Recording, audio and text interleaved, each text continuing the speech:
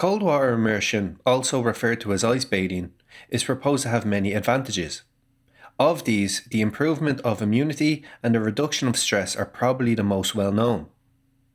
But there's another suggested benefit that, in particular, has been causing quite the stir online in the last number of years, which is that it aids weight loss outcomes. Now, even though this may sound silly at first, since the phrase we hear all the time when it comes to losing weight is to burn fat rather than cool it, once you hear the reasoning behind it, it does start to make a lot of sense. So today we'll be breaking it down and looking at the evidence surrounding this claim. But first, as always, please take note of our disclaimer. To explain how cold water immersion could possibly get you down in clothes size, we need to touch on the contents of fat tissue. Despite common belief, it's not just passive energy storage. There's much more going on in fat than might meet the eye, so much so that it's actually considered an organ. In fat, there are adipocytes, endothelial cells, blood cells, fibroblasts, pericytes, pre-adipocytes, macrophages, and immune cells. But for today's topic, it's the adipocytes of interest that can be further separated into three types: white, brown, and beige. We will be referring to adipocytes as fat for the remainder of this video.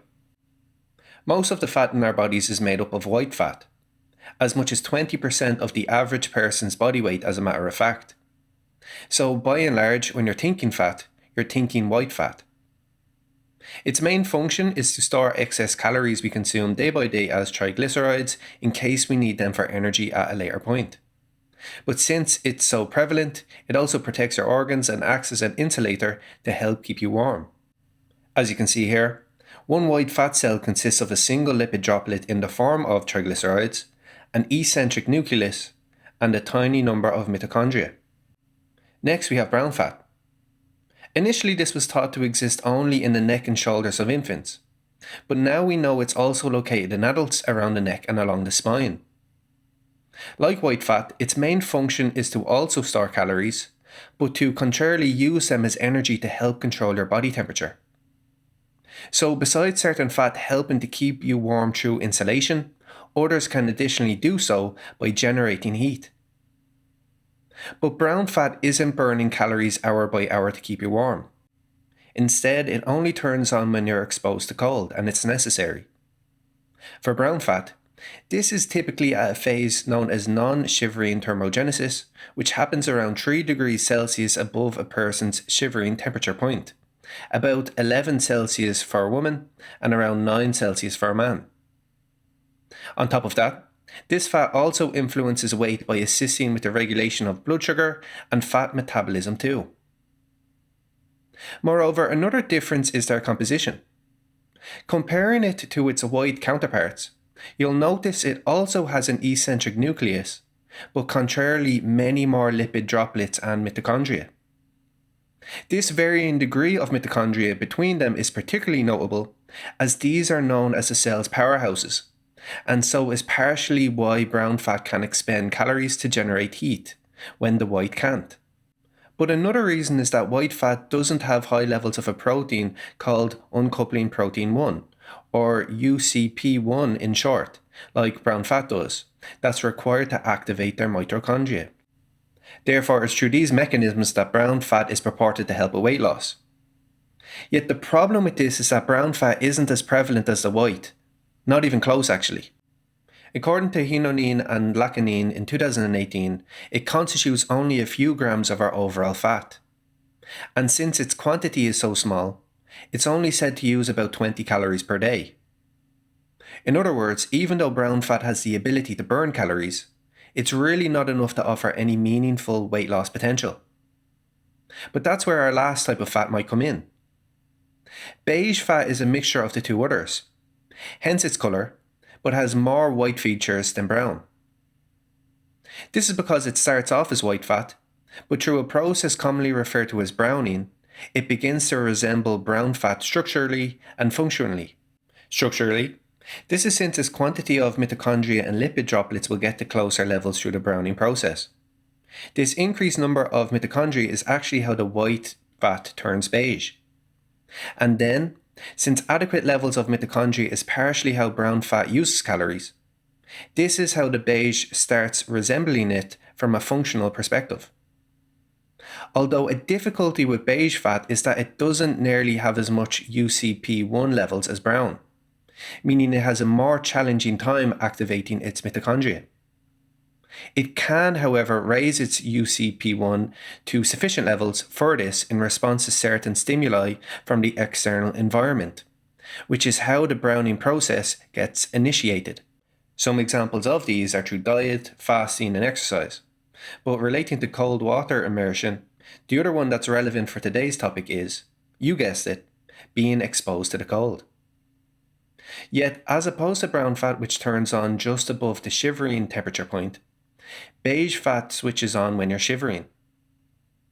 Therefore, the way cold water immersion is suggested to offer the potential for meaningful weight loss is through the activation of your beige fat, since it burns calories like the brown, but with the advantage of having the potential to be available in much greater quantities as it can form from the very prevalent white fat. Nonetheless, that's all well and good in theory, but what exactly does the research say? On a side note, if you're interested in undertaking our evidence-based and results-backed personalized Plato weight management program, please click the link in the top right-hand corner of the video or follow the link in the description. The literature review conducted for this video seen 2 studies supporting the possibility of cold water immersion as a weight loss strategy. For example, one study in 2013 showed that after 2 hours of cold exposure at 19 degrees Celsius, 27 people burned 252 calories more than when exposed to 27 degrees Celsius. Also, a subset of participants in the study who underwent 2 hours of cold exposure at 17 degrees Celsius every day for 6 weeks were found to lose approximately 1.5 pounds or 0.7 kilos compared to those who didn't. Although it's noteworthy that this trial only included subjects with a healthy BMI. This is notable because, given that fat also acts as an insulator, overweight people may burn fewer calories and lose less weight in response to the cold. On the flip side though, increased fat levels may mean more potential stores of beige fat, and subsequently even better results on calorie expenditure and weight loss from cold exposure. A study that did show a positive effect of cold exposure on some overweight participants though was conducted in 2012. The results showed that after 3 hours of cold exposure, participants lost an average of 250 calories. Still, the subject sample size was minimal, with only 6 participants. So, overall, even though there seems to be some backing behind the notion that plunging yourself in cold water can help with weight loss, there really hasn't been enough studies showing its practicality, and even the ones that do still have some limitations. Therefore, further research is warranted before any recommendations can be made.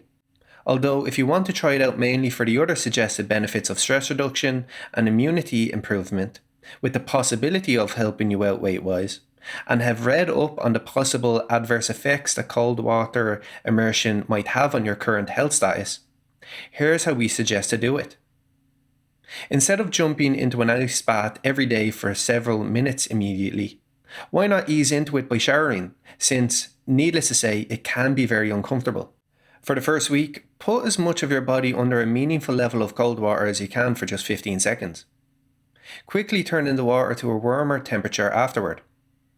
Then, when you have that down, add 15 seconds onto it the next week and continue this incremental increase for a total of 5 weeks. Have you tried cold water immersion for any health-related benefits before? What were your experiences?